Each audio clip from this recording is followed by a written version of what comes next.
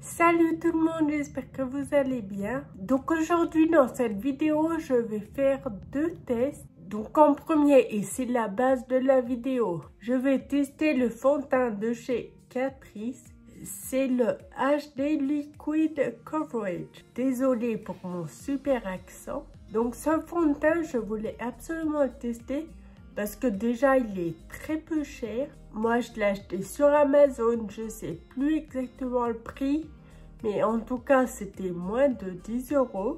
Et en plus, ce qui m'a donné envie de l'acheter, c'est donc d'une, j'ai vu plusieurs revues de personnes, de youtubeuses beauté, qui disaient que c'était un super fond de teint.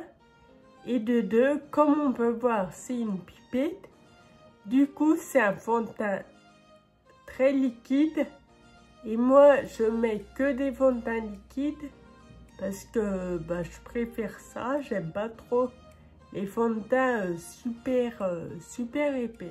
Et donc en numéro 2, je vais retester le Shine Loud de NYX. Donc en couleur, c'est la couleur un peu nude maraudé.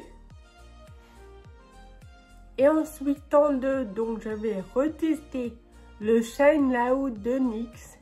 Donc là, je vais mettre la couleur nude maraudé. Et ensuite, en numéro 2, donc je vais retester le Shine Loud de NYX. Donc aujourd'hui, je vais tester cette couleur. J'ai testé mardi sur Instagram. Donc la couleur rose. Et ma foi, j'étais assez contente. Je trouve qu'il avait pas mal tenu, même très bien tenu. Il a vraiment pas transféré. Donc du coup, je vais tester cette couleur que j'ai jamais mise. Et je retesterai du coup la couleur violette qui n'avait pas du tout tenu la première fois. Donc on va commencer avec le fond de teint. Déjà, je vais vous dire ce qu'il promet. Donc il est matifiant.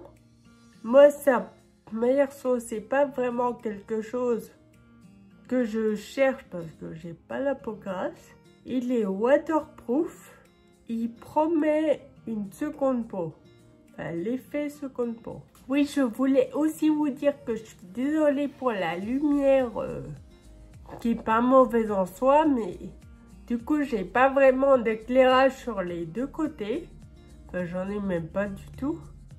Et j'ai seulement ma fenêtre. Donc qui est de ce côté. C'est pour ça que ce côté de mon visage est super éclairé. Pour l'instant, j'achète pas d'éclairage.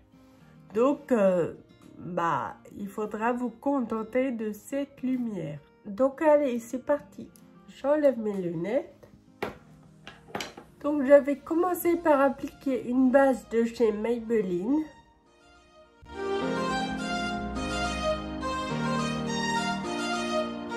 Ensuite, je passe au fond de teint. Donc, moi, c'est les fonds de teint, je les applique. Oh, putain. Donc, moi, personnellement, les fonds de teint, je les applique directement sur ma peau. J'en ai mis beaucoup. Hop. Je vous ai pas dit aussi, mais j'utilise la teinte 010 Light Beige. Il me semble que c'était la teinte la plus claire. Je vais me dépêcher de faire ce côté avant que ça coule. Écoutez, ça a l'air d'être la bonne teinte pour moi.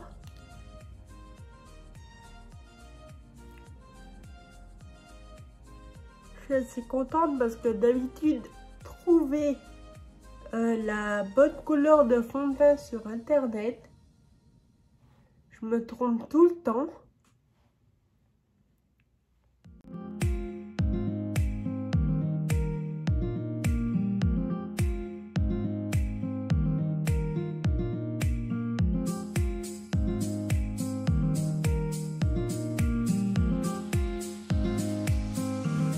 Donc voilà, j'ai appliqué le fond de teint. Je vous ai pas dit, mais j'ai utilisé le pinceau de chez Zoeva, le numéro 104.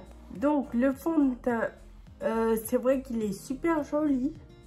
Il fait vraiment effet seconde peau. On dirait pas que j'ai un fond de teint, mais ça se voit que j'ai la peau plus jolie. Franchement, pour l'instant, j'adore le fond de teint. Après, à voir comment il bouge, comment il vit toute la journée. En plus, la couleur est vraiment nickel. Elle est nickel pour moi, hein. Je me suis pas trompée. Heureusement que j'ai pas pris plus foncé. Du coup, là, je vais terminer de maquiller. Je vais faire les yeux. Je vais mettre de l'anti-cerne. Je vais tout terminer. Et je vous reprends juste après. Ok, donc j'ai mis rouge à lèvres, j'ai fait mes yeux, j'ai pas fait de liner parce que j'ai la flemme. Maintenant je vais laisser passer ma journée et je vous reprendrai ce soir pour vous faire un petit point sur le rouge à lèvres et sur le fond de teint. Donc me revoilà, là il est 17 h. Ce matin je me suis maquillée à 11 h je crois, à peu près 11 h. Donc cet après-midi, je suis allée au kiné. Donc j'ai porté le masque que j'ai là. Donc comme on peut voir, il n'y a rien de transféré. Que ce soit maquillage ou maquillage, rouge à lèvres au fond de teint. À part un peu de fond de teint ici, au niveau de la pliure du nez, là où il y a le petit morceau de fer, mais bon, ça c'est un peu normal qu'il y en ait de transfert à ce niveau. Mais sinon, il est super bien. Sinon, donc au niveau du rouge à lèvres, donc on peut voir qu'il est toujours là. Il n'a pas bougé. Il transfère pas, il se déplace pas. Et surtout, j'en ai pas sur les doigts. Après, si je regarde un peu plus près... non, écoutez, super bien. Juste, j'ai des morceaux de peau qui s'enlèvent un peu, mais ça, c'est parce que je me suis pas assez hydratée les lèvres, donc voilà. Et en même temps, c'est un rouge à lèvres mat aussi, donc c'est un peu normal. Mais sinon, comme j'ai dit, j'ai quand même porté une masque. Il n'y a pas de trace sur le masque. Et à midi, j'ai quand même mangé. Donc franchement, je suis super contente aussi. Le seul truc, c'est que je comprends pas pourquoi la couleur violette que j'ai testée l'autre fois, pourquoi elle a autant bavé, pourquoi elle a autant pas tenu. Donc du coup, je vais la retester certainement sur Instagram, pas sur YouTube. Et s'il s'avère que la couleur tient bien, que c'est juste moi qui l'avais pas fait assez sécher avant de poser le gloss, du coup je pense que je vais supprimer la vidéo crash test où du coup c'était complètement raté, où je disais que les rouges à lèvres en gros étaient nuls. Donc je supprimerai la vidéo. Maintenant on passe au fond de teint. Donc le fond de teint, on peut voir que ma peau elle est nickel. J'ai l'impression d'avoir mis un filtre. Elle est trop bien, il n'a pas du tout transféré, à part au niveau du nez, sur le masque. Après, je pense que... Oui, voilà, donc un peu les lunettes là, mais c'est un peu normal. De plus près, il est vraiment parfait, mais il lisse les pores.